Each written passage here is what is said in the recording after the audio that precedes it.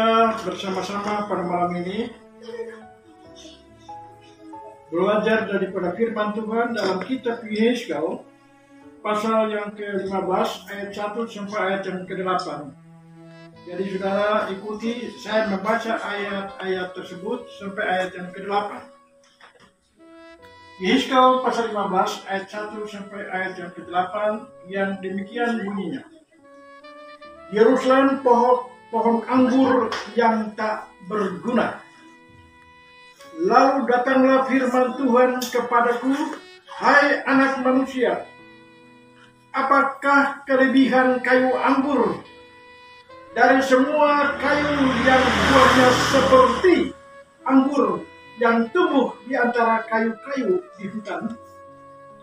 Apakah orang mengambil kayunya untuk membuat sesuatu daripadanya, ataukah membuat gantungan daripadanya untuk menggantungkan segala macam perkakas padanya? Sungguh kayu itu dilemparkan ke dalam api untuk dibakar, kedua ujungnya habis dimakan api, dan tengah-tengahnya sedang menyala. Bergunakah lagi itu untuk membuat sesuatu? Lihat, sedangkan waktu itu masih utuh, tidak dipakai untuk sesuatu, apalagi sesudah dimakan api dan terbakar, apakah masih dapat lagi dipakai untuk sesuatu? Oleh sebab itu, beginilah firman Tuhan Allah seperti kayu anggur di antara kayu-kayu di hutan, yang kulemparkan ke dalam api untuk dibakar. Begitulah aku mengatakan terhadap penduduk Yerusalem. Aku sendiri akan menentang mereka, walaupun mereka luput dari api. Tetapi api akan memakan mereka, dan kamu akan mengetahui bahwa akulah Tuhan pada saat aku menentang mereka. Ayat yang terakhir. Dan aku menjadikan negeri itu sunyi sepi, oleh karena mereka berubah setia. Demikianlah firman Tuhan Allah. Lagu terakhir, kita berjuang terus sampai akhirnya Tuhan mendapatkan kita setia. Saudara-saudara, ibu bapak yang diberkati oleh Tuhan, tahun 1716 sebelum Masehi, firman Tuhan datang kepada Yehezkel. Dikatakan, hai manusia, hai anak manusia, apakah kamu kelebihan kayu anggur dari semua kayu yang buahnya seperti anggur tumbuh di antara pohon-pohon di hutan? Ada beberapa pertanyaan di mana Tuhan tapi bertanya kepada Yehezkel. Yang pertama Tuhan bertanya, apakah kelebihan kayu anggur dari semua kayu di hutan? Ayat yang kedua. Yang kedua, Tuhan bertanya, apakah orang mengambil kayu-kayu untuk membuat sesuatu daripadanya? Ayat yang ketiga. Jadi saudara-saudara, pertanyaan ini harus dijawab oleh Yehezkel. Dan saya yakin dan percaya, semoga ayat lepas ayat secara ekspositori ini akan memberikan satu inspirasi baru kepada kita untuk menjalankan hidup ini dan mengerti kehendak Tuhan yang jelas dalam hidup ini. Dia bertanya, hai anak manusia, apakah kelebihan kayu anggur dan pohon-pohon di hutan? Memang kalau kita melihat kelebihan buah anggur bisa dipakai untuk kosmetik dan juga bisa diolah untuk minuman dan sebagainya. Sedangkan kelebihan pohon-pohon di hutan bisa diambil, ditebang, dibuat papan, kemudian dibikin alat-alat lemari atau hal-hal yang lain. Itu tergantung bagaimana si tukang kayu itu mengelolanya. Jadi saudara-saudaraku sekalian, tetapi ternyata tidak seperti itu. Kayu-kayu di hutan dibiarkan bertumbuh anggur yang bertumbuh di hutan pun dibiarkan bertumbuh dan mengeluarkan buah tanpa ada sesuatu yang dilakukan oleh manusia seperti ini. Oleh karena itu, Tuhan pakai pertanyaan-pertanyaan ini dengan contoh-contoh sederhana untuk memberikan pengertian kepada Yehezkiel tentang kehidupan masyarakat Yerusalem, masyarakat Israel yang tinggal di Yerusalem. Kalau kita baca ayat yang terakhir, dia katakan, aku menjadikan negeri itu sunyi sepi, oleh karena mereka berubah setia. Jadi saudara-saudara, Tuhan memberikan pertanyaan-pertanyaan ini kepada Yehezkiel dan memberikan contoh-contoh tentang pohon di hutan dan pohon anggur, agar supaya mereka mengerti bahwa sebenarnya anggur bisa menghasilkan hasil yang baik, pohon di hutan bisa hasilkan hasil yang baik untuk kebutuhan manusia, tetapi manusia tidak melakukannya. Oleh karena itu, ayat yang keempat dikatakan apa? Sungguh kayu itu. Jadi bukan ayat yang keempat, ayat yang ketiga saya baca dikatakan, apakah orang mengambil kayu? Apakah mereka sudah ambil kayu untuk membuat sesuatu daripadanya? Ataukah membuat gantungan daripadanya untuk menggantungkan segala macam perkakas padanya? Ayat yang keempat, sungguh kayu itu dilemparkan ke dalam api untuk dibakar. Kedua ujungnya habis dimakan api dan tengah-tengahnya sedang menyala. Bergunakah lagi itu untuk membuat sesuatu? Jadi Allah berbicara secara kenyataan. Apa artinya pohon itu ditebang dan dibakar, dibuang ke dalam api? Tidak ada artinya. Kenapa tidak diolah kayu itu menjadi mebel,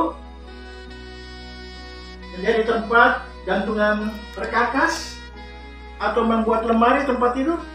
Tapi apa gunanya? Mereka tidak berbuat apa-apa, lalu dilemparkan ke api. Dan kalau sudah terbakar, yang kita jumpai adalah arang dan abu. Tidak ada artinya apa-apa.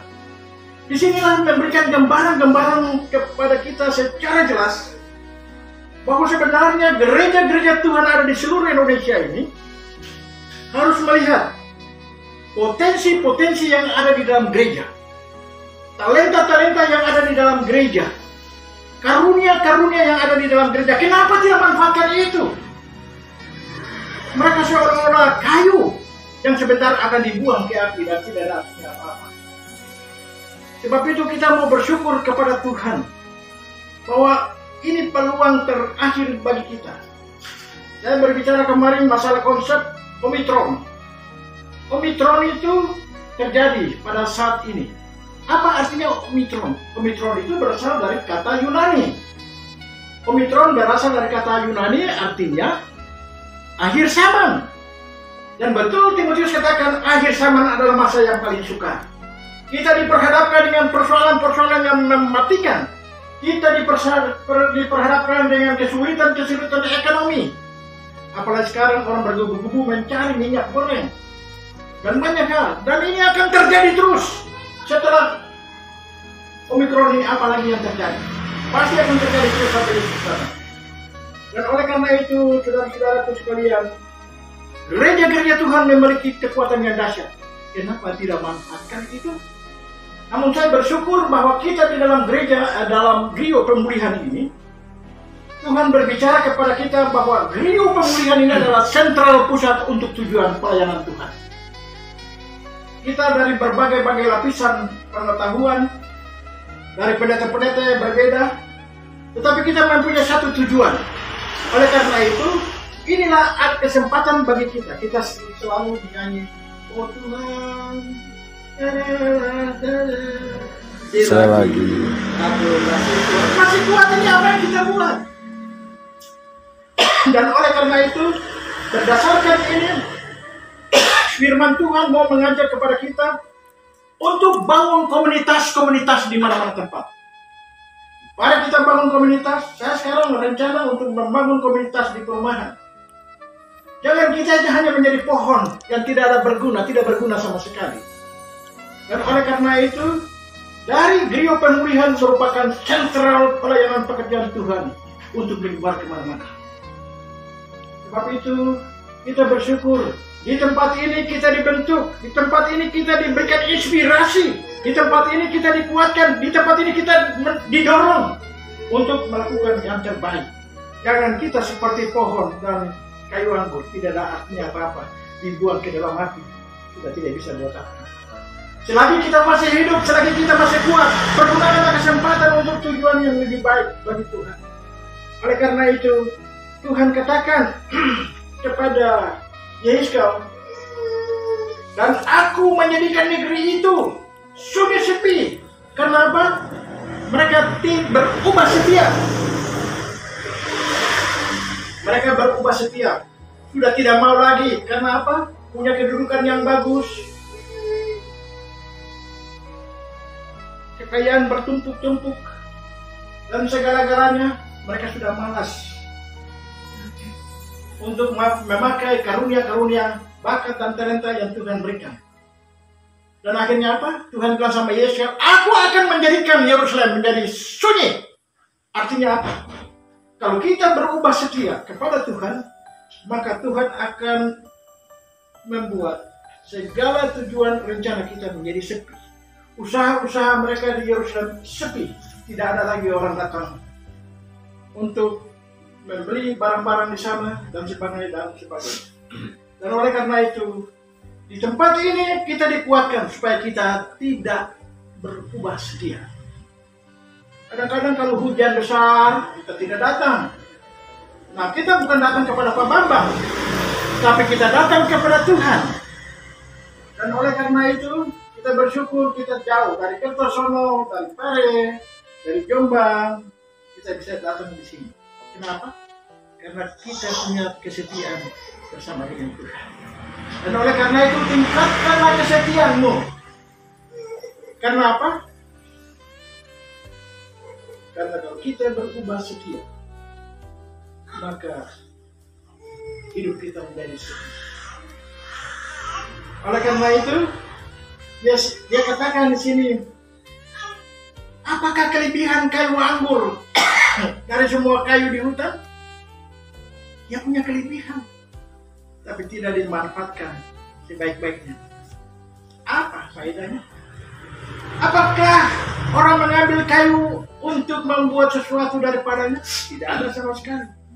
Banyak hamba Tuhan hanya mau duit saja, tetapi tidak mau melakukan sesuatu yang diinginkan Tuhan untuk dilakukan. Oleh karena itu, Tuhan menjadikan kesepian terjadi dalam pekerjaan ini. Jadi saudara-saudaraku, pada tahun 1617 sebelum Masehi, Allah berbicara kepada Yehezkiel, Tuhan akan menjadikan Yerusalem sepi. Apakah ini juga bisa menjadi bagian dalam hidup kita? Bisa saja, kalau kita berubah setia.